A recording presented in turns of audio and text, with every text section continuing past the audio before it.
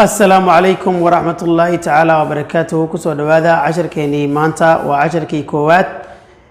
دوكسيغا ساري مادة حسابتا يانو بلا بينا وحانو كبرانينا مادة حسابتا لا يو تدوى جبتر مركا تدوى جبتر لصعو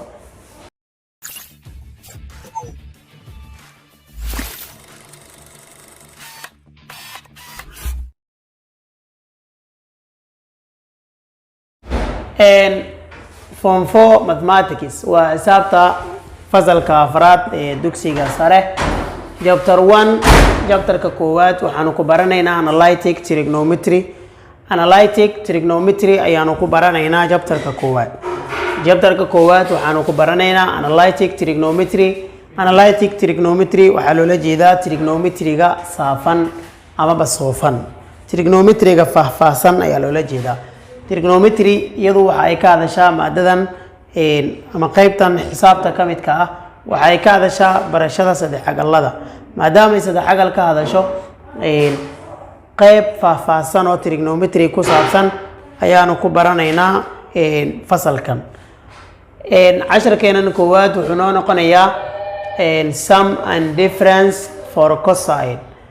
sum and difference for cosine ayaanu baranaynaa waa wadarta iyo faraqa cosine ay leedahay wadarta iyo faraqa cosine ay leedahay ayaad ku baranaysaa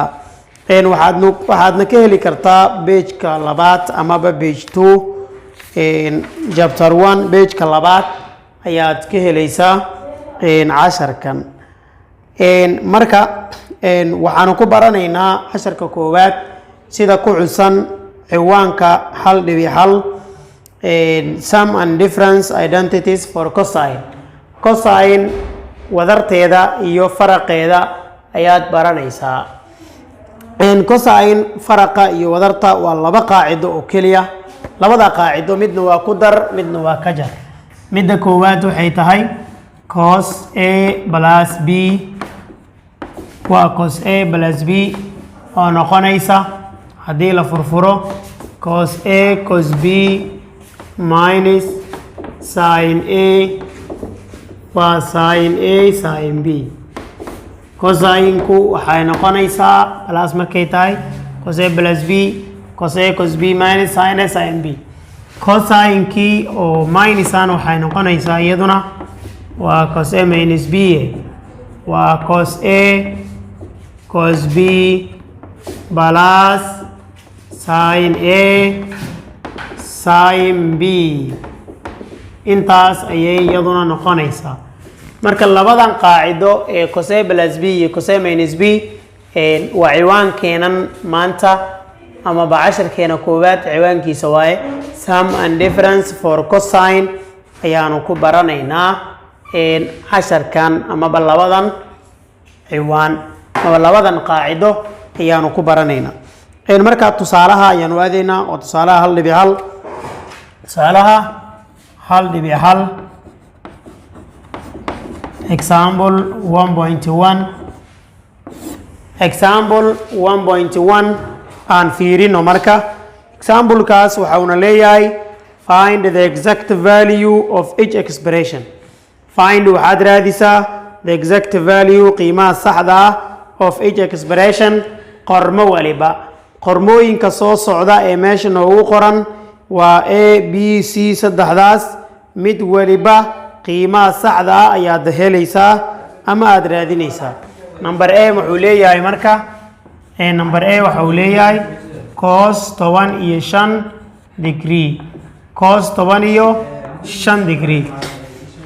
cos 15 degree exact value-geeda markaad helaysid ama qiimaheeda saxda ah markaad helaysid waxaad u baahan tahay inaad ogaato xaglaha gaarka ah waxaad u baahan tahay inaad ogaato xaglaha gaarka ah ee loogu magac daro special angles special angles ayaa muhiim ah inaad ogaato special anglesku waa eber degree 30 degree 45 degree 60 degree 90 degree 180 degree iyo waliba 360 iyo 60 intaana special angle la dhahaa special angle iskala waa jiraan laakiin inta ugu caansan most common ka ah waa intaan xabo waa toddobadan xagal waxa loo yaqaanaa special angles waxaan niri marka special angles ayaa jiro special angles ku waa eber ilaa 360 waa inta xagal ee markaa noo qoran marka intaan waxaan leenahay cos 15 degree 15 kan degree inta ku jirtaa maya laakiin waxaan dhahaynaa 15 degree waxay ka soo jeedaa laba xagal oo la isku daray ama la kala jaray oo waxaan leenahay labadan xagal haddii la kala jaro waxa ayna siinayaan 15 ayna siinayaan waxaan leenahay cos 15 wuxuu ka soo jeedaa cos 45 degree laga jaray 30 degree ayuu ka soo jeedaa waay cos 45 degree laga jaray 30 degree marka meeshan waxa qaadanaynaa a meeshan waxa qaadanaynaa b waay kadib waxaan haysanaaba cos a minus b qaacidadan ayaan u maraynaa marka cos a minus b waxaan u maraynaa cos a cos b plus sin a sin b qaacidadan ayaan u maraynaa waxaan leenahay marka meel kastoo a 45 u qaado meel kastoo b na 30 u qaado cos 45 degree waxaa ku dhufsan cos 30 degree lagu daray sin 45 degree sin 30 degree marka intaan ayaan haysanaa ma ogtahay oo waxaan sameynay meel kastoo a 45 u qaadanay meel kastoo b na 30 ayaan u qaadanay qaacidadan kadib cos 45 degree waxay u dhigantaa radical 2/2 lagu dhuftay cos 30 waxay u dhigantaa radical 3/2 lagu daray sin 45 waxay u dhigantaa radical 2/2 lagu dhuftay sin 30 waxay u dhigantaa 1/2 ayay u dhigantaa iyaduna kadib waxaad leedahay labadan haddii aad isku dhufato waa radical 6 labadan haddii aad isku dhufato waa 4 lagu daray radical 2 hal ku dhufo waa radical 2 laba haddii aad laba ku dhufatidna waa 4 ugu dambeyn 4 iyo 4 hal xabka soo qaado radical 6 iyo radical 2 haddii aad isku darto waa is agdhigaysaa oo iskuma darsamaan waa radical 6 lagu daray radical 2 jawaabtu intaan ayay markaasi noqonaysaa jawaabtu waxay noqotay radical 6 lagu daray radical 2 loo hoos dhigay 4 ayay markaasi noqonaysaa waa numberka a number b na aan aragno waayahay tusaalaha koowaad qaybtiisa b aan aragno waxaa nala siiyey cos 87 degree cos 90 iyo 3 degree meeshaan ka dhig waa cos 93 degree minus sin 87 degree sin 93 marka meeshaan waxaan u jeednaa inay a tahay meeshaanna waa b meeshaan waa a meeshaan waa b waa cos a cos b minus sin a sin b sidaad dad u fiirsato qaacidada la furfuray waa tee labada qaacidaan haysano midda la furfuray waa midaan cos a plus b da haddii la furfuro waxa ay noqonaysay cos a cos b minus sin a sin b sooma noqonaynin marka waxaan leenahay cos a cos b minus sin a sin b waa cos a plus b oo la furfuray kadib waxaan leenahay cos dhehe eeda waxaad u qaadanaysaa 87 degree lagu daray b da waxaad u qaadanaysaa 93 degree waayahay kadib intaan waxaan leenahay cos labadana isku dar 180 degree cos 180 degree na wuxuu u dhigmaa minus 1 cos 180 waxa ku jira special angleska marka iyadu waxaan leenahay cos 180 degree waxa uu dhigmaa negative 1 ayuu markaasi u dhigmaa waay tusaalaha qaybta c aan aragno qaybta c waxaa nala siiyey cos 5 by loos dhigay 12 cos 5 by loos dhigay waa 5 by loos dhigay 12 waaya 5 by loos dhigay 12 nala siiyey soo maahan waay waxaan samaynaynaa midaan markaan ka shaqaynayno waxaan leenahay coskii aan soo qoro baydan waan sarifayaa ogow baydu waxay u dhigantaa 180 markii angaliska la joogo ama xaglaha la joogo bay waxay u dhigantaa 180 degree bay maadaama 180 u dhiganto boqol sideetan iyo waxaan isku dhufanayaa shanta waxaanu qaybinayaa 12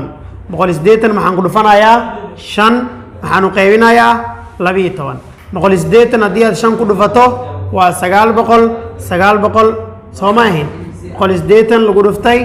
5 wadaan isku dhufo eber wadaan waa 40 wadaan waa 9 ay noqonaysa 900 u qaybina waa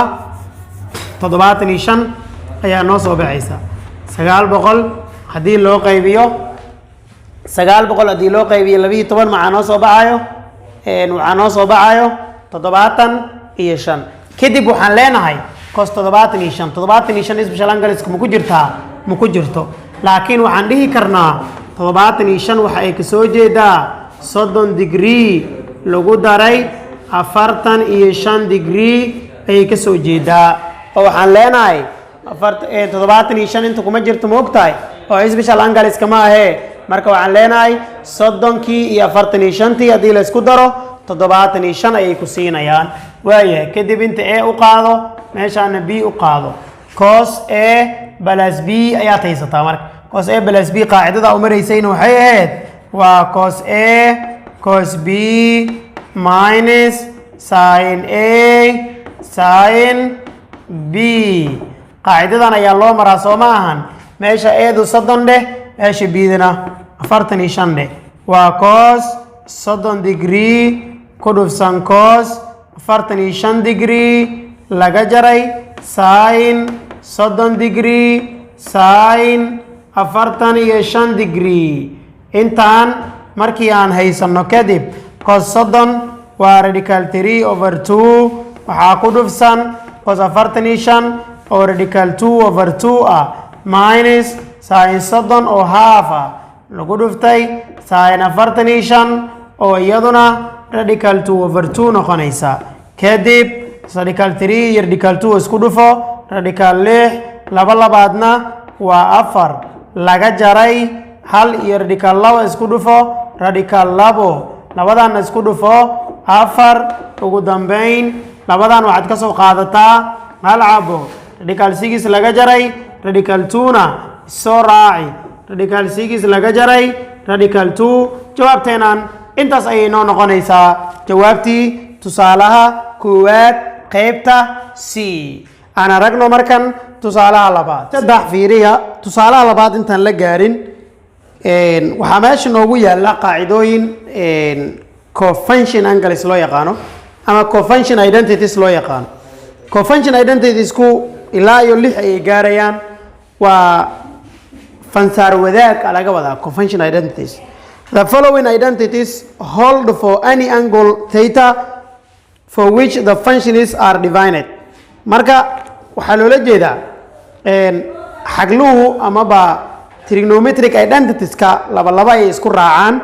labada isku raacaan waxay yihiin sin-ka iyo cos-ka waa israacaan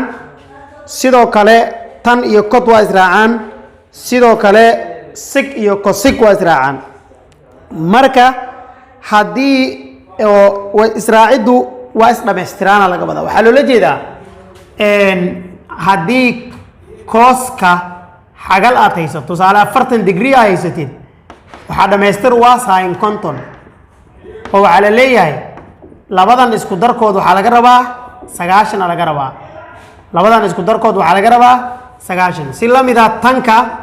haddii uu 80 noqdo cot waxa uu noqdaa 10 isku darkood ayaguna 90 laga rabaa complementary wax la isku yihiin labadooda waa iskaaban way waxaa kaloo jiro cosig 20 haday noqoto sig waxa ay noqotaa 70 maxaa yeelay isku darkood waxa laga rabaa 90 laga rabaa iyagu marka intaan waxa loo yaqaanaa convention identities loo yaqaanaa marka meeshaas waxa u jeedaa cos 90 degree minus theta inay la mid tahay sin theta meesha ku aragtid coska 90 laga jaray theta inaad u qaadanaysid sin theta sidoo kale sin 90 degree minus theta inaad u qaadanaysid cos theta ayaad u qaadanaysaa iyaduna sidoo kale tan 90 degree minus theta waxa u qaadanaysaa cot theta si la mid ah cot 90 degree minus theta waxa u qaadanaysaa tan theta sec 90 degree minus theta waxa u qaadanaysaa cosec theta cosec sagaashan degree minus theta waxaa u qaadanaysaa sec theta waay marka waxaa loola jeedaa meesha sagaashanka marka seen kastoo sagaashan waxaad ku bedelan kartaa by over 2 ayaad ku bedelan kartaa bydii waxay u taagan tahay 180 sagaashankiina marka 180 laba markii loo kala baro sagaashan ayuu ku siinayaa adigoo intaan og marka soo gidi oo beejka afraad imaw tusaalaha 1.2 aan aragno tusaalaha 1.2 waay tusaalaha 1.2 muxuu leeyahay aan sharaxno find one value of theta or x that satisfies each of the following find waxaad raadisaa one value hal qiimo of theta xagasha theta leedahay or x amaba xagasha x ay leedahay that satisfies taasoo isla ekaysiin karta each of the following mid kastoo kuwan soo socda ka mid ah marka a b c saddex shay baa lagu siiyey saddexdooda waxaad leedahay marka meesha theta ku jirtana theta soo saar meesha x ku jirtana x soo saar aan aragno marka sida aan u xisaabinayno marka number a muxuu leeyahay cot theta equal tan 25 waa tusaalaha 1.2 tusaalaha 1.2 cot theta equal is tan 25 degree tan 25 degree midkaan aan rabnaa inaan ka shaqeyno marka labadan waxaan ognahay midkaan cot theta meeshaan ku aragno waxa uu dhigmaa cot theta waxa uu dhigmaa tan 90 degree minus theta mujeeda cot theta waa tan 90 degree minus theta waxaad ka helaysaa beejka haddaan kasoo gudubnay ee saddex qaacidooyinka haddaan sharxinay waay waxaan u qaadanaynaa marka tan 90 degree minus theta equal tan 25 soo celi kan waxaad ku bedeshay intaan kanna soo celis tan iyo tan isla bixi dhankan waa 90 degree minus theta dhankaas waa 25 kadib waxaad leedahay minus theta equal 25 sagaashanka wareeji minus 90 ayuu noqonayaa macnaha waxaan samaynay minus thetadan soo qaado equal 25 90 wareeji minus 90 uu noqonayaa kadib minus theta equal 25 sagaashanka gooy minus 65 degree minus kan oo theta la socda sidee loo burburiyaa minus 1 u qaybi intaan wasla baxayaan markaas theta-du waxay la mid noqotay labada minus isla bixiye 65 hal u qaybi waa 65 degree jawaabtu maxay noqotay oo theta 65 degree ayay markaasi noqotay numberka b fiiriyaduna b waa sin theta equal is cos minus 30 degree waay labadan waxaan naqaanaa kan midkaanaan naqaanaa oo sinka waxaanu qaadanaynaa meeshan sin theta ku aragno cos 90 degree minus theta waxay la mid tahay cos minus 30 degree ayaan u qaadanaynaa cos la bixi 90 laga jaray theta equal minus 30 kadib waxaan samaynaynaa minus thetadan noo soo qaad waxay la mid tahay minus 30 90 wareeji minus 90 kadib minus theta equal labadan oo isku daraysaa maadaama ay labadood ka jar wataan waxay noqonayaan minus 120 degree intooda waxaa raacsan degree baa raacsan waay minuskan see u burburinaysaa minus 1 u qaybi intana minus 1 u qaybi waa isla baxeen theta-du waxay la mid tahay markaas 120 degree oo nadiifa oo minuskan iyo minuskan isla baxayaan 120 haddii aad hal u qaybisana waa 120 waay qaybta tusaalahan labaad qaybta c aan aragna haddana cosec 3/4 waxay la mid tahay sec x awalan bayda ayaanu sarifaynaa baydu waxay u dhigantaa 180 saddex ku dhufo afar nu qaybi cos 6 soo celi 183 ku dhufo waa 540 afar u qaybi waa 135 waxay la mid tahay sec x intaan markaan marayno sec x aan bedeli karnaa oo sec theta waxay u dhigmaysay cos 6 90 laga jaray theta soo maahay kadib sec theta iyo sec x waa isku mid cos 6 90 laga jaray theta aynu qaadanayna amaba cos 6 90 laga jaray x kan soo celi cos 6 135 waxay la mid tahay cos 6 90 laga jaray theta laakiin booska theta waa x kadib cos 6 la bixi 135 waxay la mid tahay 90 laga jaray x inta markaan marayno x ka minus inta ku yooga ma ogtahay dhanka midigta bidixdan keenayna suu balaas u noqdo dhankan keen x oo balaasa equal dhankaas 90 aad ugu soo tagtay soo ma ahan 135 kana dhankaas geey minus 135 x ko minus dhankan keen x oo balaas u noqona equal 90 kan wareeji 135 ka minus uu ku taga x equal labadan kala gooy minus 45 degree jawaabtu meeqay noqotay minus 45 degree amaba minus pi over 4 minus pi over 4 maxaa yeelay 180 haddii 4 loo kala baro 45 ayay ku siisaa kani waa tusaalaha labaad qaybtiisa c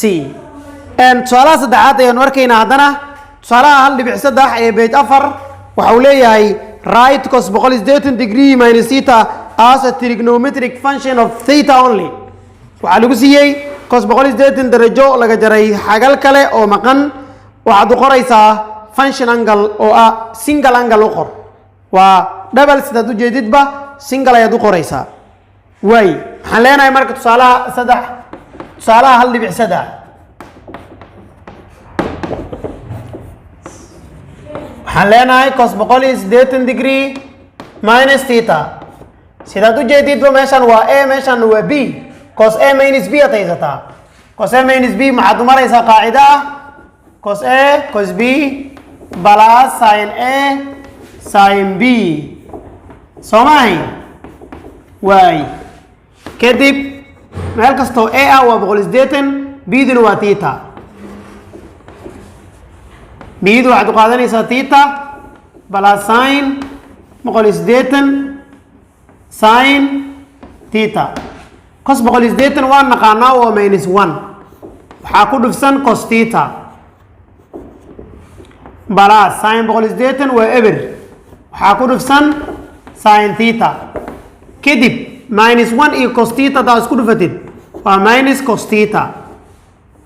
eber haddii aad sin theta ku dhufatidna waa eber halahan eber ayay noqonayaan waa ka tagaynaa jawaabtu meeqay noqotay minus cos theta oo keliya kani waa tusaalaha saddexaad isaguna